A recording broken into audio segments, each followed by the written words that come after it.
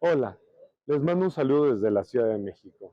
Yo soy Ricardo Agustín Pineda Rementería, soy médico egresado de la UNAM, tengo una especialidad en bariatría y tengo estudios de posgrado en antienvejecimiento y neurociencia. El día de hoy vamos a hablar de una enfermedad muy común en México que se llama hígado graso. En el campo de la medicina se llama enfermedad esteatóxica del hígado asociada a disfunción metabólica.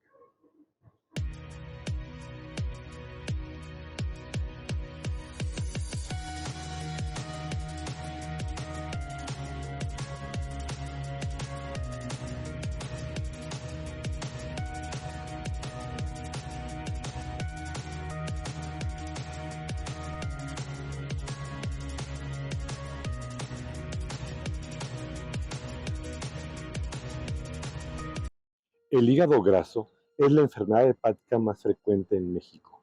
Recordemos que el hígado es una glándula.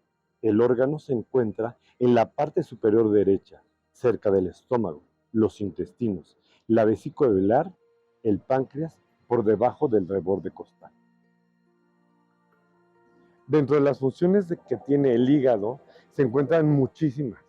Podemos mencionar que el hígado fabrica más de 5,000 sustancias diferentes. A eso le llamamos metaboloma del hígado y también proteoma del hígado, que son las proteínas que produce. Son más de 500 funciones entre sí.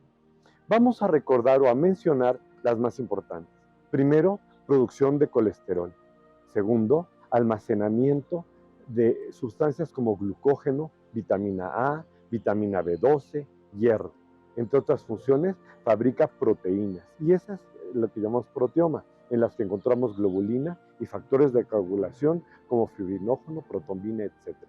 También, también produce glucosa. ¿Por qué? Porque la salida, cuando necesitamos glucosa en la sangre, da la orden de que salga. Produce también los cambios de amonio a urea. También produce otras sustancias como factores de crecimiento, produce sustancias como algunos neurotransmisores, produce algunas sustancias como mediadores químicos, produce sustancias como algunas citoquinas, que algunas son proinflamatorias y otras son antiinflamatorias, etc.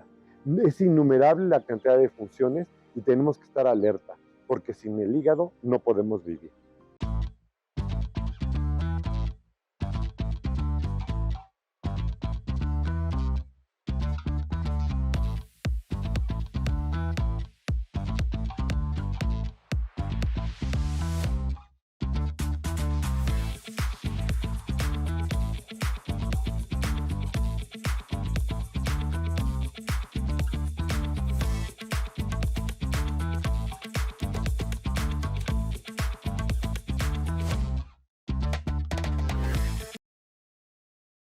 Fíjense, debido a tantas tensiones que tiene nuestro hígado, es innumerable las veces que se tiene que replicar.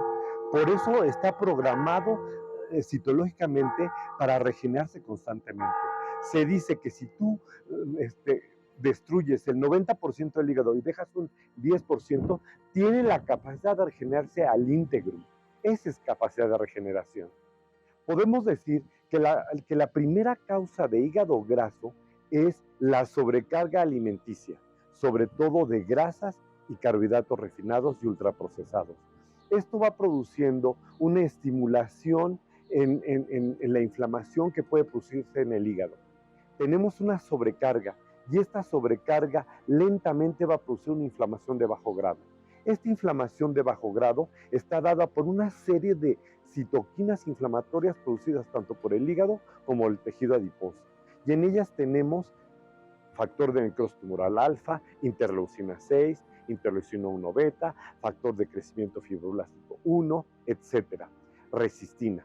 Por otro lado, esta sobrecarga que nos está produciendo la alimentación mala, nos empieza a producir una cosa que se llama resistencia a la insulina.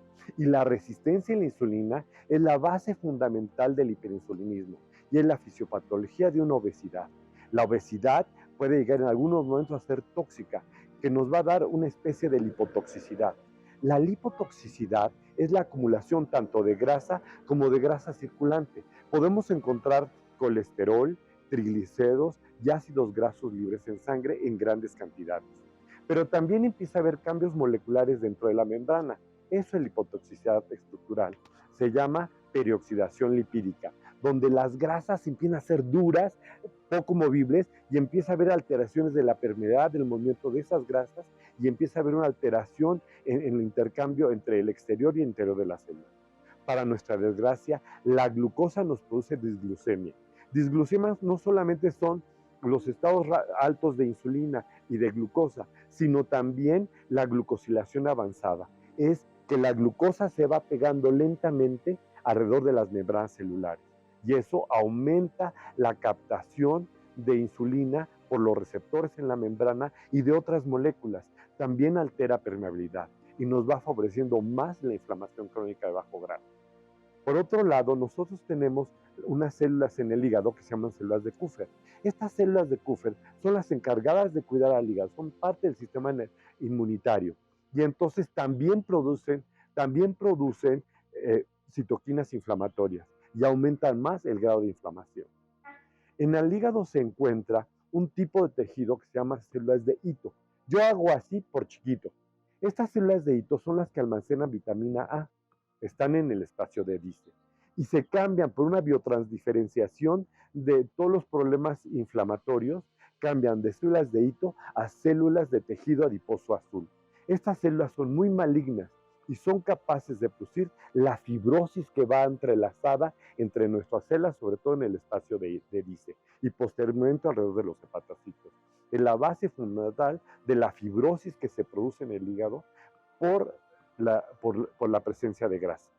Estas células de hito producen colágeno y elastina, principalmente dadas por factor de crecimiento fibroblástico tipo 1, que es muy maligno y que son como la consecuencia.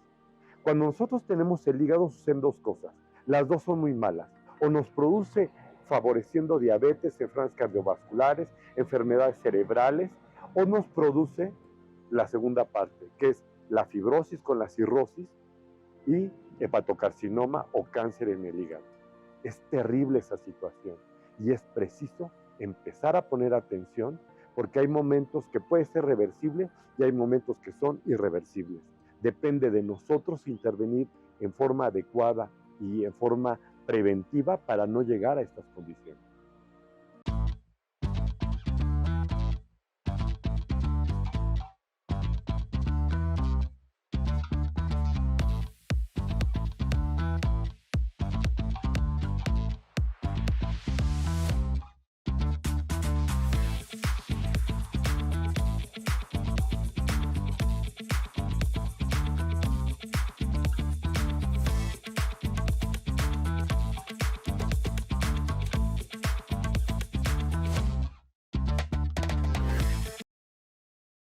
Estábamos hablando de la inflamación crónica de bajo grado.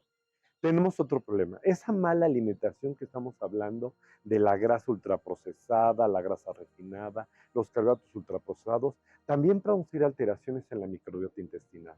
Nosotros tenemos el problema de tener una microbiota intestinal mala, favorece que haya una disminución o una mala adecuada permeabilidad intestinal. Y eso va a sobrecargar la toxicidad de nuestro hígado. Todo lo que viene del intestino pasa por el sistema porta. El sistema porta es un sistema venoso que recoge la sangre tanto de estómago como del intestino. Las venas mesentérica superior e inferior y la vena esplénica favorecen la formación del sistema portal. Esa absorción de múltiples toxinas, sobre todo, van a aumentar la sobrecarga del trabajo del hígado.